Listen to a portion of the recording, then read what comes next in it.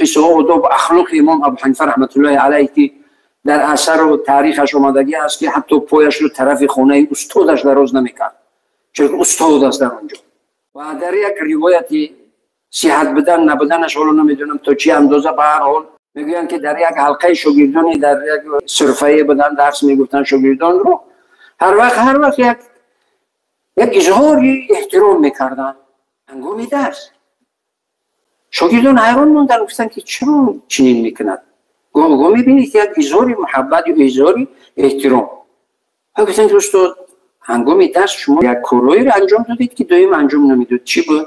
او که فرزندی استادم در بازی بود، هر وقتی که دبا توز میکرد و من نزدیک میشد، یعنی من چیکار میکردم؟ اظهاری احترام میکردم.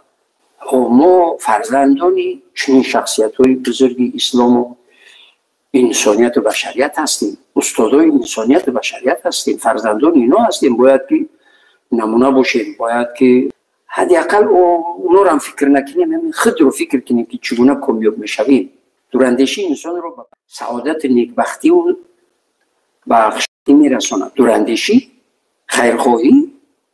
امام ابو حنیفه رو یعنی احترام کردن، ضرر دیدن. 1300 چند سال است که اکثریت کلی علم اسلام پیروی از فکر اندیشه های امام ابو حنیفه میکنن. خب من یک نقطه دیگر اینجا، حالا وقتی که ما میگوییم که پیروی از مذهب امام ابو حنیفه میکنیم، این معنی رو ندارد که امام ابو حنیفه از پیش خود کدام عبادتی را به ما امر کرده. قطعا چنین نیست. یعنی ما چی؟ پیروی از این مذهب میکنیم به خاطر چی؟ ما پیروی از فکر و اندیشه سالم، درک و فهم سالم گفته های خدا و رسول خدا ما پیروی میکنیم. تکرارم شود، ما پیروی از گفته های خدا و رسول خدا با فکر و اندیشه های سالم و درک و فهم سالم پیروی میکنیم. ما از ابو حنیفه یا اینکه از کدام عبادت امام ابو حنیفه عبادت امام ابو حنیفه ما پیروی نمیکنیم. این رو باید خوب بینندگان عزیز در ذهن داشته باشند. حالا بعضی میگن که ما از گفته های خدا و رسول خدا پیروی میکنیم، شما از امام ابو حنیفه پیروی میکنید.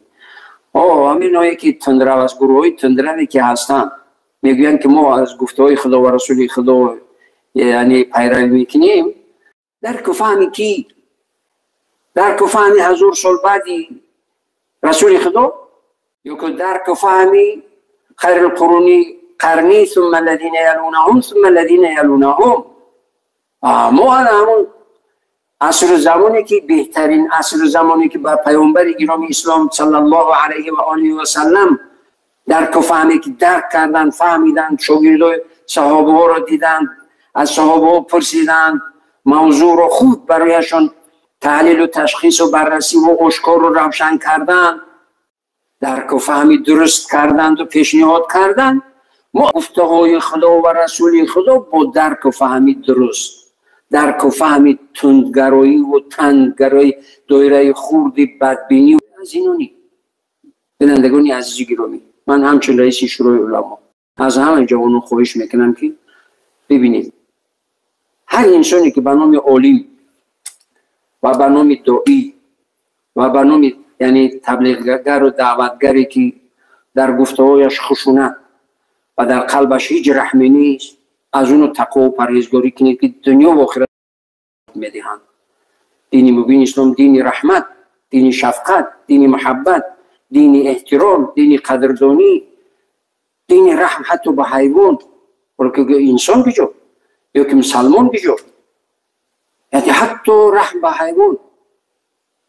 ببینید حدیث صحیح مشهوری که همه میدونن که صحرای سگی از تشنگی زبانش بیرون قریب که هلاک میشد، یک مسلمان فاجر و فاسق و ظالمی رحم به همون سگ کردید که از تشنگی هلاک میشود، رفت با کفشش آب آورد در پیش جوان اون سگ گذاشت، اون سگ از اون آب لقید و نجات یافت. پروردگار الله سبحانه و تعالی و حبیبش وحی فرستاد و گفت که فلان بنده من مؤمن، یعنی مسلمانی فاسقی فاجری دیگر عاصی و گناهکاری که رحم به اون سگ تمام گناهاش رو بخشیدم، رحمتی کرد و یک حیوانی بی‌زبان.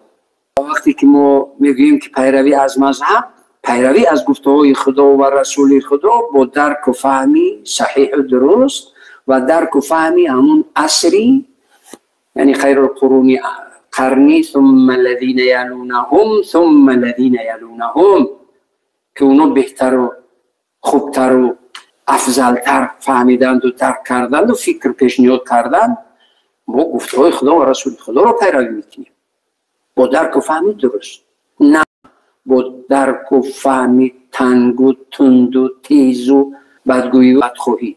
از خداوند عز و جل خیر و برکت و عزت و سعادتی دائمی این دنیا و آخرت رو تمنا و التجا میکنم و از پروردگار همون آداب و اخلاق والای اسلامی و انسانی را تمنا میکنم که سبب عزت و برکت و سعادت دنیا و آخرتی همه ما و شما باشد.